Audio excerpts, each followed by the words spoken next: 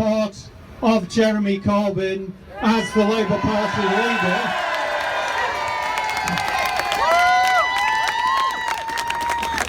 And to protest against the attempt by 170 people down in London to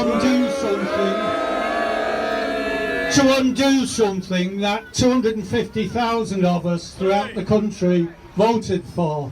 Now, are we going to let them do that? Can't hear you, Manchester. We're going to let them do that. Okay, we'll crack on. I am respectful, we are respectful, and I won't have us being accused of not being respectful. So I just want to say that initially, okay? Today is an important day in history, okay? It's the day when 100 years ago some 21,000 British soldiers who were volunteers gave their lives to protect all that we hold dear. Sorry, the mic's gone again. Yeah. In homage to these soldiers and their sacrifice, we are honoured to dedicate a few moments, can we have a 2-minute silence, of our own struggle to thank them for affording us this opportunity to express our own democratic freedom.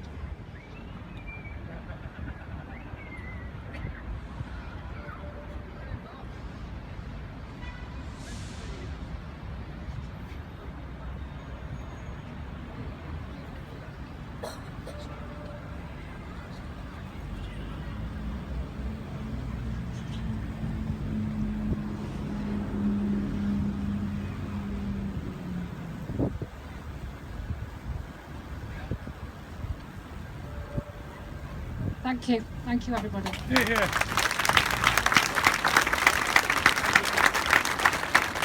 Those 21,000 who died on the Somme 100 years ago today were volunteers who were sent to the certain death by people who were rich, who were aristocrats, who knew what was going to happen and did it.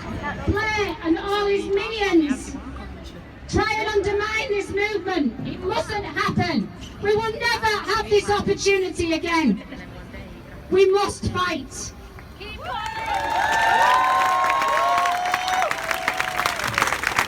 Our CLPs, and our leader is elected by them. It's elected by trade unionists, and yes, it's elected.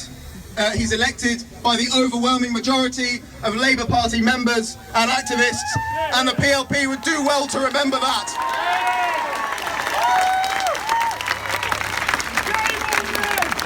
Now, I found, as I'm sure most of you have, this entire episode completely contemptible, but I'll tell you what I found the most shocking and the most disturbing, and that was the timing of this coup attempt.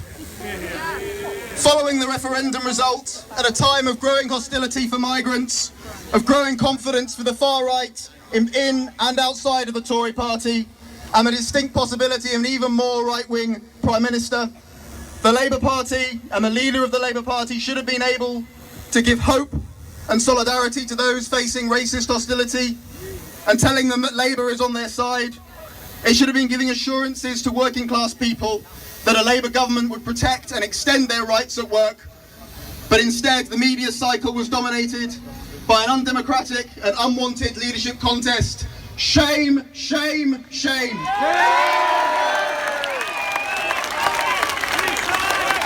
And lastly, comrades, I want to say this.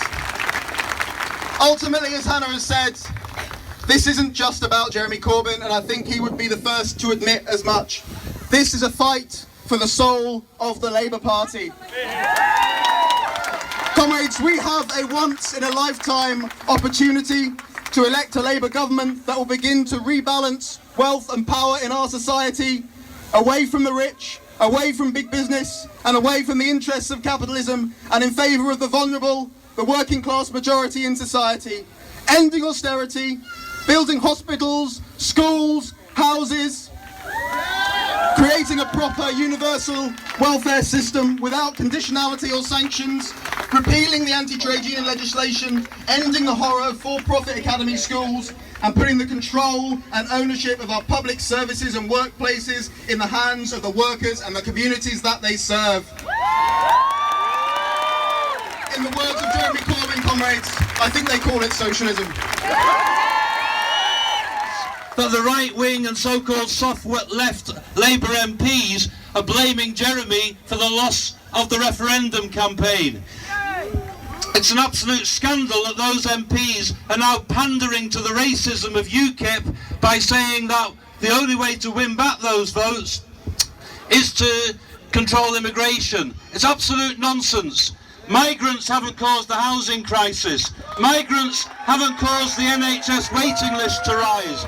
Migrants aren't making class sizes rise. It is austerity that is the problem. Austerity is causing these issues. And Jeremy is standing firm in fighting austerity. And on Tuesday, brothers and sisters, the NUT will be leading the fight against austerity with a national strike against cuts in education and against academisation. In 2010 when this Conservative government came in with their austerity plans, and we stated from 2010, because of the experience that we've had in this country, that when the plans came in and the cuts came in, that the people that would bear the brunt of these cuts would be the black community. Just something that my grandma, an old mill worker in Oldham, used to say. She'd be looking at a bonny baby and turn to me in that stage whisper that Lancashire women have perfected over the years. She'd say, Daniel, makes you wonder where old fag folk come from. And you know what? It really does. We're here representing the 250,000 people who voted for Jeremy Corbyn 9 months ago. We're here representing the tens of thousands of people who've joined the Labour Party since his election, and the millions of working class people who finally have in our Jez a leader of those arguments and win them. And I'll send you off with this, comrades. We are not going to get a better society or a better Labour Party just by asking for it. We need to be ready to fight for it. And I ask you, comrades, are you ready to fight for it?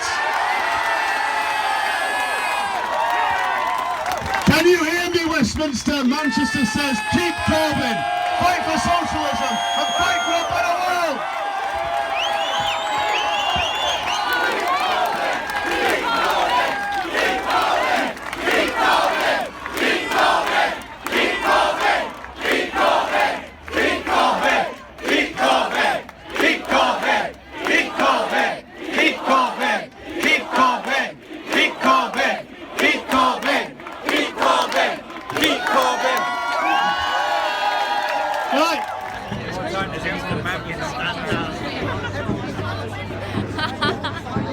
Yeah, the click feels a bit of a pain.